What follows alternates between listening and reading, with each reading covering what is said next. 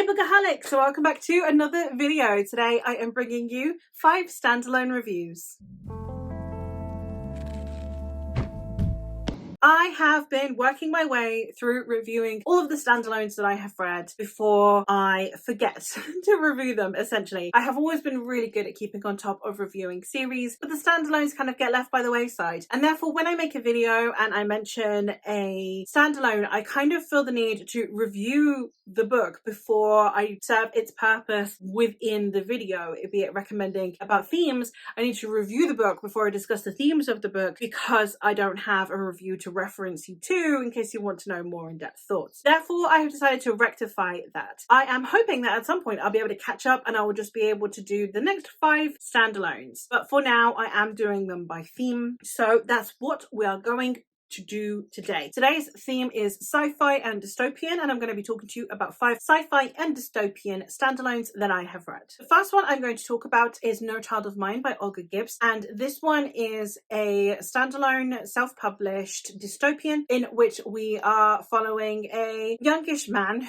who has a wife and a child, and we are in a very 1984 style society where everything is monitored, everything is surveyed, and you have to have permission for anything. Because of overpopulation, this includes you need to request permission to be able to have a child. Now, our protagonist, because of his rank and his well-received work and endeavors within this society, he is actually rewarded with having a child. His child is allowed to stay with them a few days a week, but for the rest of the time, she has to stay in what is essentially a creche. Then when something goes wrong in this creche, he starts to question his fidelity to this society, and he and his wife take their child and potentially go on the run with her. This is a somewhat typical dystopian in its setup. I think it had some interesting discussion, especially around reproduction and the kind of right you have to physical access to your child, the importance of nourishing your child within a family environment versus in the environment that this child is in, and also around the compulsive need to protect your child over any other thing. Now, I think that there were a lot of interesting things that were done in this book, but for the most part, I would have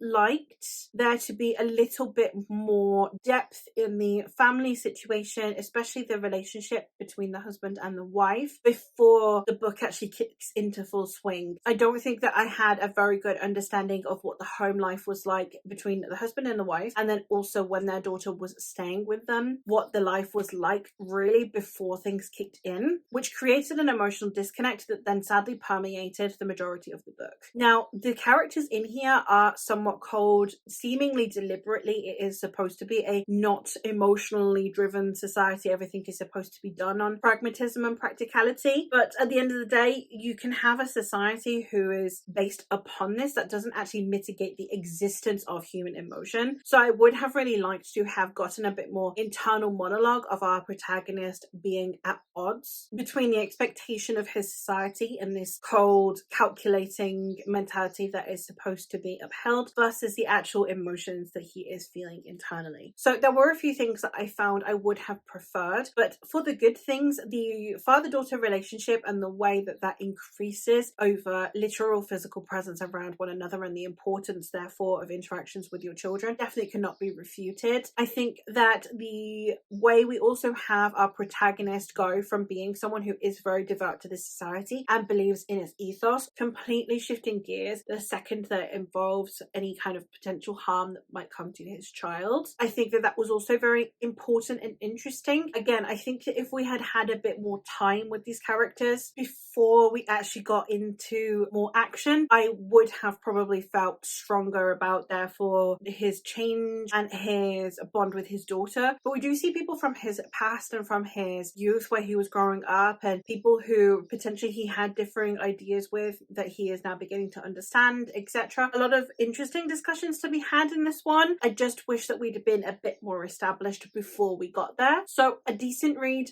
I would recommend if you are wanting another 1984 style dystopia, and especially if you want to support a self-published author in the process. The writing style has this cold diffidence that I think suits the narrative, but again doesn't lend itself very well to emotion, so do bear that in mind. But I enjoyed it, though it's not necessarily one that I feel compelled to talk about very often. Another one that I don't feel compelled to talk about very often, I was just kind of meh about, that I think had some really important discussions but was still dragged down by the plot, in my opinion, is Severance by Ling Ma. This is another dystopian story. This is a pandemic post-apocalyptic style story, and in this story we are following a young woman who lives in the big city, and she lives with her white boyfriend. She is of Chinese descent, and then a pandemic outbreak happens and a lot of people die. She was in this kind of dissatisfactory relationship. Both of her parents are no longer in her life, and therefore she doesn't really have anyone. So when she sets out to start fleeing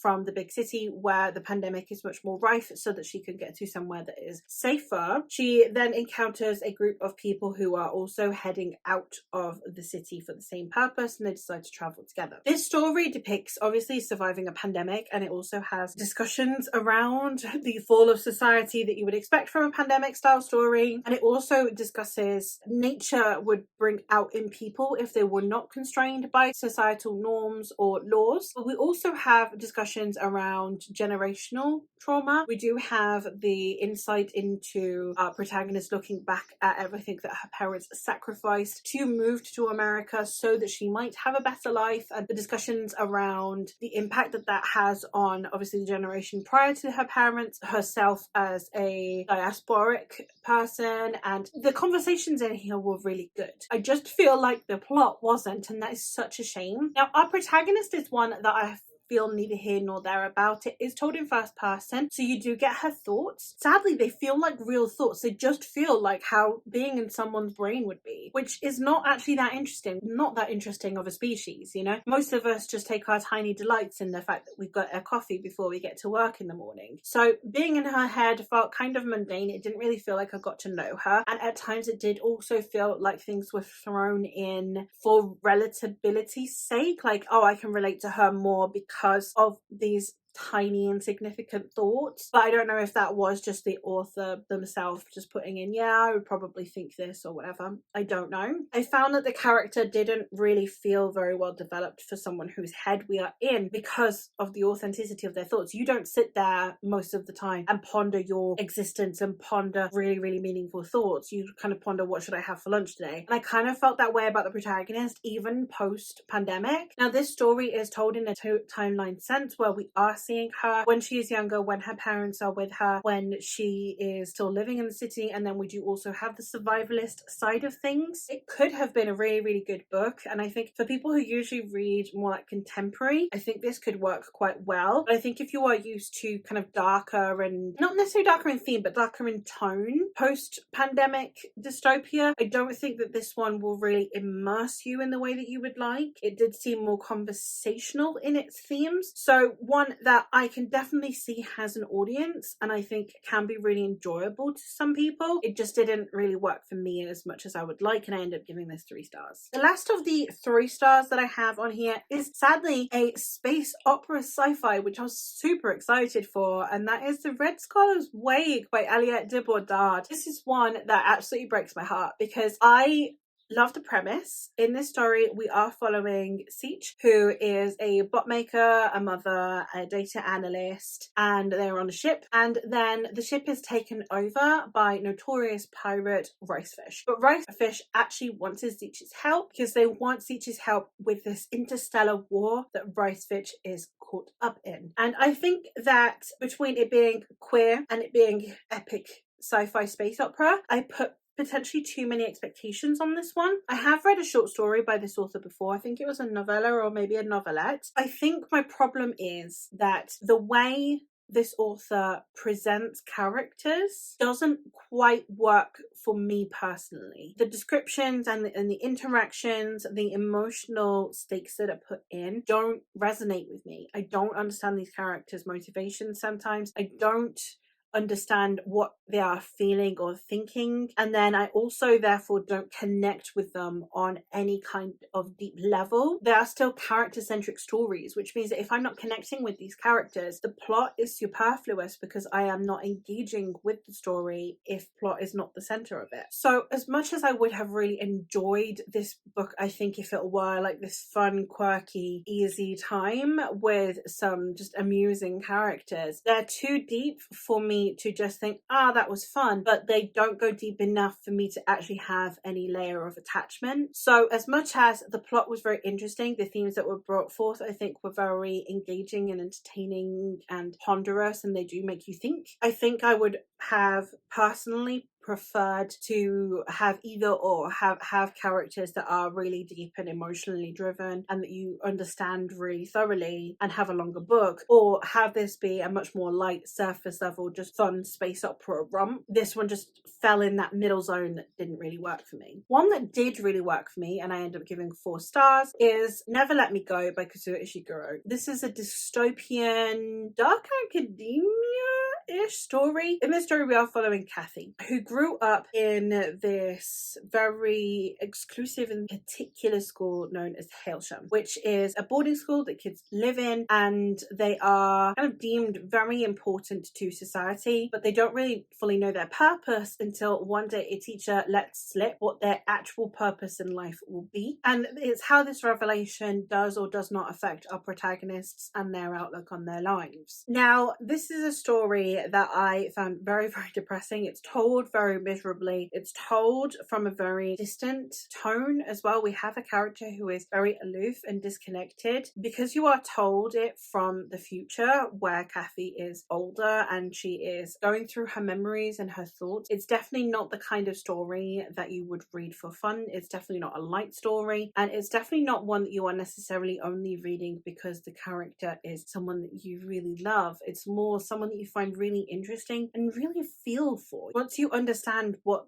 their purpose in life is, you completely can understand why Kathy is the way she is, why the tone of the book is the way it is. But it is one that you need to give a chance. It is one that I can see a lot of people DNFing prematurely because it is one that you do need to very slowly sink into. But I think that it's worth it in my personal opinion because it does seem like the kind of book that would easily disconnect you because you don't know the emotional toll it will eventually have on you. I would recommend persevering if this is one that you have potentially DNF'd, and it is one that I think was very powerful in its discussions, especially around what it means to be human. And the last one I have to talk about today is one that I end up giving 5 stars, and that is Goldilocks by Laura Lamb. This is one that is another sci-fi that eventually becomes a space opera-ish story, and it is another dystopian as well, and we are following a group of women who have discovered a planet in the Goldilocks zone of another galaxy and therefore are going to spearhead a mission that will take them to this planet. Despite the increasing restrictions on women because of the environmental factors that we are undergoing, these women decide to take the ship anyway, and they are going to be the first ones to find this planet. There's discussions around the place of women in this new world and how we could potentially reset society and humanity if we were to leave this planet, and what baggage we would potentially bring with us. There are a lot of things going on in this one around ethics, morality, society, civilization, and whether or not civilization can be saved. And yes, we have these conversations around these women who are scientists, but they are also flawed human beings. And I really liked the way that this book discussed that topic in a really fascinating way. I have said before that this book basically feels as though Myra Grant wrote a Becky Chambers book, because Myra Grant tends to write these more morally complicated people, much more flawed people who have a lot of issue, but we also have the almost hope of rebuilding that would come with a Becky Chambers novel. And there's this crew of people, this group of people who are from different angles wanting to improve society. The combination of the two worked really, really well for me because they're two of my favorite sci-fi authors. So this was just one that really worked for my brain and I really enjoyed. I discovered this one because my friend Eleanor was talking about it, and her review for it is really good because it just quickly summarizes my thoughts in a more coherent way. I just think that in this one, so this is told over multiple timelines. We are the timeline where you have these characters that are leaving to go to space, and then we also have the future timeline when these characters have come back down to Earth, and they are now, one of them is in prison, the other one has shunned any media attention, and it's what actually happened up there in space. I really enjoy this one. It's one that I highly recommend if you are wanting to read a dystopian slash space story, an after Earth, if you will, kind of story, and you want a standalone and you want it to have a lot of messy morals.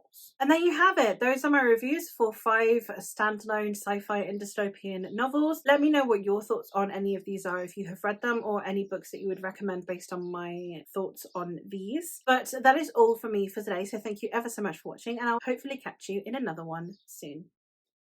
Bye!